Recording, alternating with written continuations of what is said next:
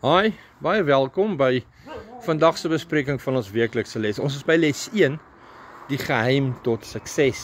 In hierdie kwartaal, die 4de kwartaal van 2025 se les, wat ons kyk na geloofslesse uit Joshua se lewe. En ons is by Sondag 28 September, 'n nuwe Moses.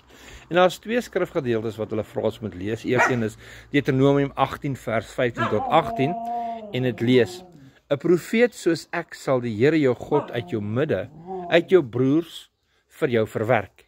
Na hom moet jy luister, net soos jy van die Here jou God by Horeb op die berg van die vergadering gevra het toe jy gesê het: ek wil nie weer die stem van die Here my God hoor en hierdie groot vuur sien nie, dat ek nie sterwe nie. Toe die Here vir my gesê: hulle het goed gesê wat hulle gespreek het.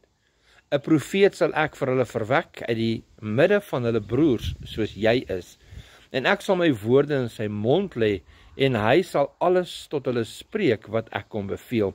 En dan die tweede gedeelte wat hulle Frans moet kan kyk is Joshua 1 vers 1 tot vers 3 in die Afrikaanse 83 vertaling lees dit soos volg: na die dood van Moses, die dienaar van die Here, het die Here met Joshua, die seun van Nun, die dienaar van Moses, gespreek en gesê: my dienaar Moses is dood, staan dan op, trek oor hierdie Jordaan, jy en die hele volk na die land wat ek aan hulle, die kinders van Israel, gee. Elke plek wat julle voetsool sal betree, aan julle het ek dit gegee, soos ek met Moses gespreek het.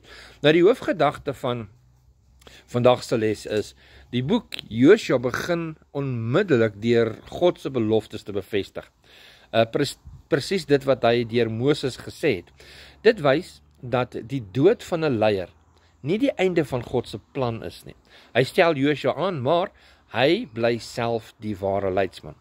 Nou waarom is Joshua belangrik? Hoekom het God vir Joshua gekies? Wel, Eksodus 33 vers 11 sê, Joshua het Moses nooit verlaat nie, hy was sy getroue assistent. En Numeri 14 vers 6, vers 30, vers 38, wys dat Joshua saam met Caleb die enigste 2 verkenners was wat God vertrou het, en daarom die beloofde land sou binnegaan, soos ons nou in Sabbatmiddag se les ook bespreek het. Numeri 27 vers 18 sê, neem vir jou Joshua, die seun van Nun, 'n man in wie die Gees is, en lê jou hand op hom. So hy was gevul met die Heilige Gees, een van die redes hoekom God hom gekies het. En Deuteronomium 34 vers 9 sê, hy was vol van die Gees, weer eens, van wysheid, omdat Moses hom die hand opgelê het. So dit wys, Joshua was nie sommer 'n toevallige opvolger nie. Hy was voorberei deur jare van diens en gehoorsaamheid. Nou, kom ons kyk na die vergelykings tussen Moses en Joshua. In Joshua 1 vers 1 lees ons, Moses word genoem die dienaar van die Here. Nou Joshua begin as die assistent van Moses, en eers na 'n leeftyd van getroue diens, word hy self genoem dienaar van die Here in Joshua 24 vers 29. So God bou dus leierskap deur nederigheid en getroue diens. Wie is die ware leier? Tog is nog Moses, nog Joshua die middelpunt. Die ware leier is die Here self. Hy praat die eerste woorde van die boek Joshua, en dit is sy teenwoordigheid wat die sukses gaan waarborg. Soos ons lees in Joshua 1 vers 9 en 83 vertaling, het ek jou nie beveel nie, wees sterk en vol moed, skrik nie en wees nie verskrik nie, want die Here jou God is met jou oral waar jy heen gaan. So dis die Here wat met hom is, en dit is wat die voorspoed gaan waarborg. Nou, hoe pas ons dit toe in ons lewens vandag? Wel, soos Israel altyd moes onthou wie hulle ware leidsman is, moet ons ook onthou, die kerk se ware hoof is nie 'n mens nie, maar Jesus Christus self.